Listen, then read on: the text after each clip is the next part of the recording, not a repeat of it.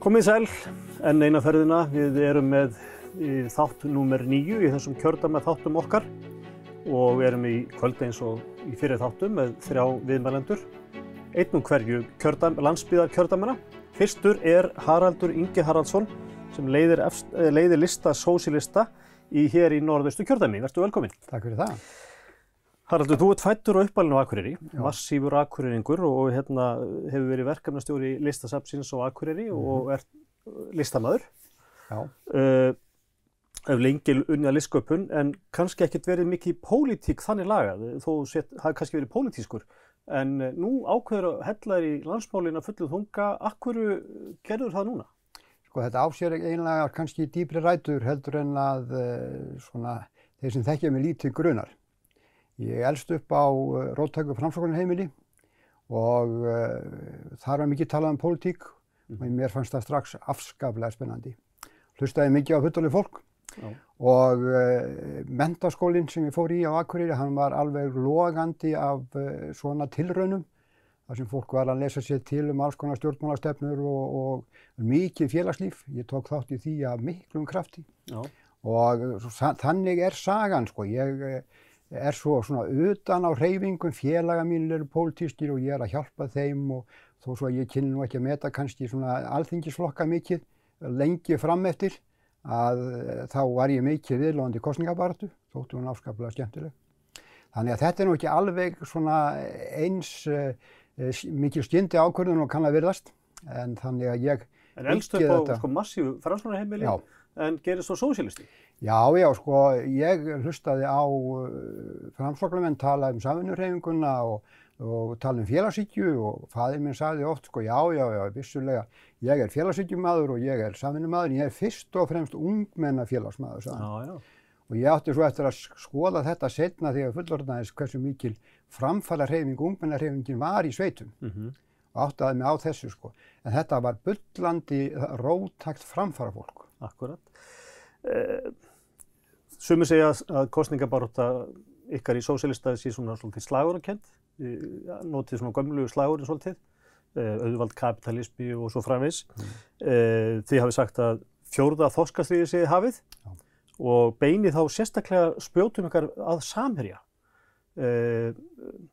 Sko, hvernig hljómurinn í starfsmönnum Samherja? Þið talið að kljúfa upp Samherja og svo framvegis. Ég get ekki ímyndað mér að þetta fari vel í hinn almenna starfsmann Samherja. Þetta snýst ekki starfsfólk Samherja og það eitt sem maður þarf að gera alveg fullkomna grein fyrir að það var veiddur fiskur fyrir þetta fyrirtæki og það verður veiddur fiskur eftir þetta fyrirtæki. Þetta fyrirtæki dæmi.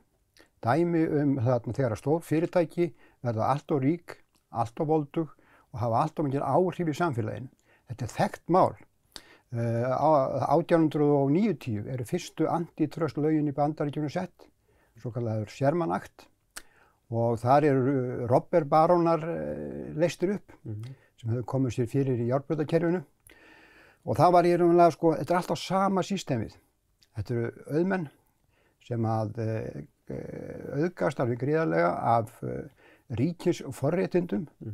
Þeir beita fyrir sér lobbyista-her til þess að auka þessi forréttindi sín og eru síðan orðnir bæði hættulegir efnahagslífinu og lýðræðinu. Og þessi fyrirtæki, þeim þá gert það að skipta sér upp í smærri fyrirtæki og virðiskeðjan, eins og í fiskveiðunum, hún slitin. Þetta bara í raun og veru, þetta ekkert annað en eðlileg samkeppnisvörn fyrir samfélagið. En ég meina, hvernig sjáu þetta gert? Þið farið ekki bara inn í Samherja og skipið þeim, en nú kljúið þið þetta fyrirtæki upp? Nei, sko, fyrst setjum við lög. Við þurfum að eigna svona lög eins og eru til víða í heiminum og víða í kringum okkur og við byggjum á þeim að sjálfsögðu. En sko, þetta Samherji sem sagt það sem við erum að nota sem tákn. Samherji dæmi hin fyrirtækin stóru. Þessu fáu stóru fyrirtæki sem hafa sjálfsagt undir sig auðlindir okkar. En ég ekki viss að aðrir skynja það þannig. Já, þannig í mörgum finnst þið vera ráðast bara hreint á Samherja. Við erum að gera tillögur að gera samfélagið okkar betra. Og við afneitum þessu kapitalíska samfélagi, fjármagnskapitalismans, þar sem gróðinn aðalatriðið og aðalatriðið er að það skilur sem mestu til eigandana sem skipta því svo upp á milli sín. Og þetta kerfi sem við ætlum að byggja upp í staðinn er byggt upp á félagshyggju, jöfnuði og kærleika og hluti af því er það að ná aftur yfirráði með auðlindinni og tengja auðlindina byggðunum og þarna búa til kerfi á þar sem við getum raunverulega notað auðlindina okkar og það er miklu betra fyrir alla, líka starfsfólk í fiskvinnslu, fyrir sjómenn og svo framvegis. Þið vilja mjög margt sé á höndum ríkisins, Haraldur. Ef við horfum á heilbrigðisþjónustuna, viltu setja, hvað maður að segja, einkarekinni heilbrigðisþjónustu stólinn fyrir dyrnar? Já, alveg klárlega. Já. Ég tel til dæmis persónulega prívat, einkarekstur að gera sér sjúkdóma og heilsu fólks af féþúfu, að það sé bara ósiðlegt. Þetta er mín persónulega afstæða. En almennt séð þá viljum við ríkistekið og gjaldfrjálst heilbrigðiskerfi eins og 70–80% af þjóðinni vill. Það er okkar opinbera stefna. Það þið svona mjög hlynntir því í rauninni eins og kannski má segja að Vinstri græn hafi verið að stýra heilbrigðisráðuneytinu núna á þessu kjörtímabili, horfa frekar á ríkisrekstur. Sjálfstæðismenn hafa gagnrýnt þessa stefnu mjög harðlega. Ekki er það nú að sjá í öldrunarheimilinu Hlíð. Nei, reyndar ekki. Nei. Og ekki í samningum við klínikina. Ertu á móti eins og samningnum upp á Hlíð? Já, algjörlega. Já. En það held ég við sjáum það bara, við sjáum hvernig svona er holað út. Við sjáum það að einkaaðilinn kemur inn, hann þarf ekki að borga leigu. Akkurat bara borga leiguna. Fólkið í bænum þarf að standa undir því, hann fær feitasta bitann, hann segir upp starfsfólkinu, ræður það aftur og lærir launum, skilur eftir þarna stofnunin er ekki eins vel mönnuð og ég bara, eins og ég segi, ég kem aftur að siðferðinu.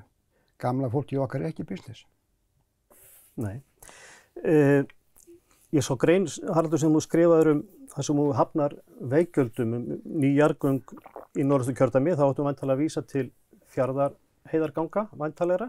Ég held að reyndar hef ég ekki séð neitt talað það veggjöld í því sambandi. Hvað er þetta að tala um? Nei, almennt séð, frá upphafi vegagerðar í Íslandi, upphafi bílvegagerðar, að þá hefur vegagerð okkar verið frjálst á 99% leyti. Það eru 3 undantekningar. Og þetta hefum við getað gert.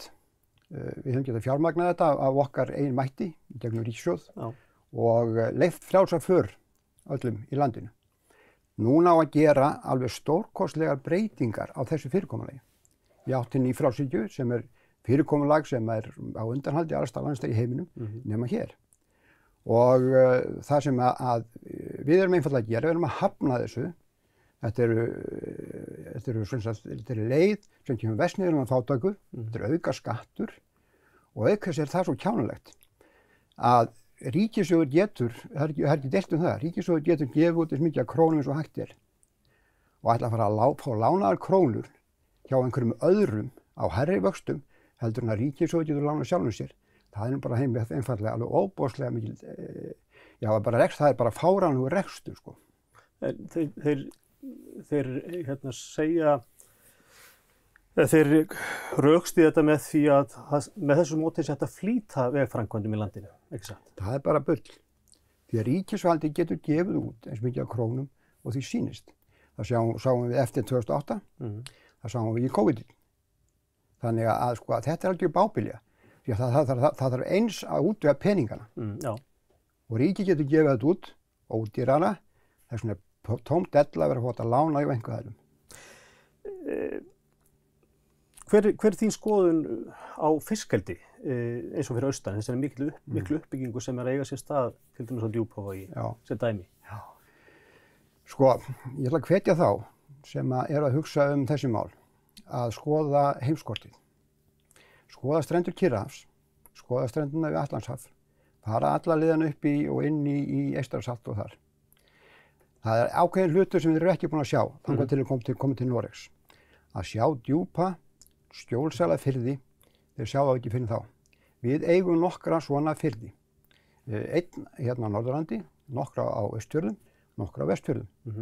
Og þessi sjaldgæfu náttúru undur eru íslenskir ráðamenn að afhenda erlendum auðmönnum fyrir skít og ekki neitt.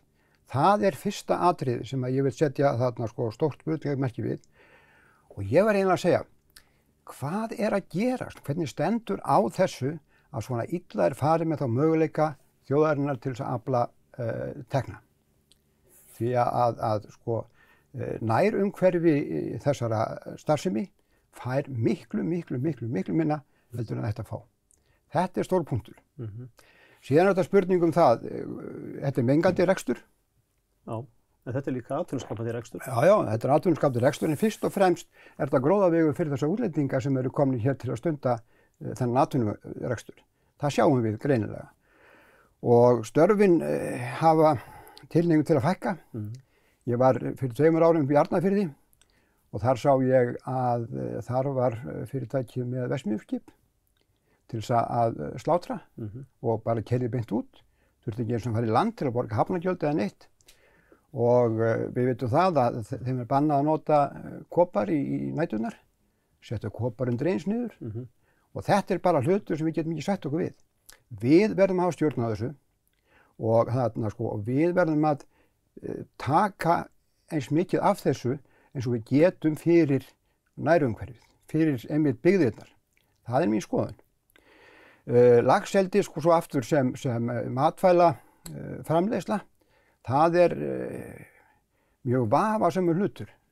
Þetta er, við sjáum það að það er mikill fiskadauði, við erum búin að tala um mengunina og það vantar allt hringrásar hagkerfið inn í þessa púlíet. Þetta er við raunverulega sko það sem mér gremst svo mikið að við erum eins og þriðja heimsríki.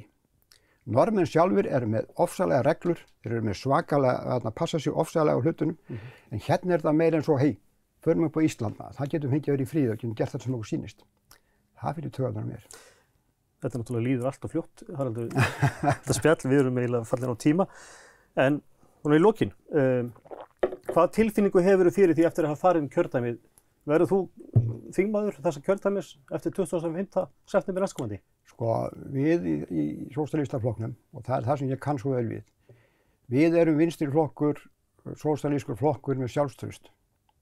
Við erum að berjast til sigurs og það kemur ekki sko sú hugsun kvartar ekki að mér, annað heldur en ég verið þingmaður eftir 25. Segir Haraldur Ingi Haraldsson. Við höldum áfram í þessum þætti rétt og eftir. Sjáumst þá.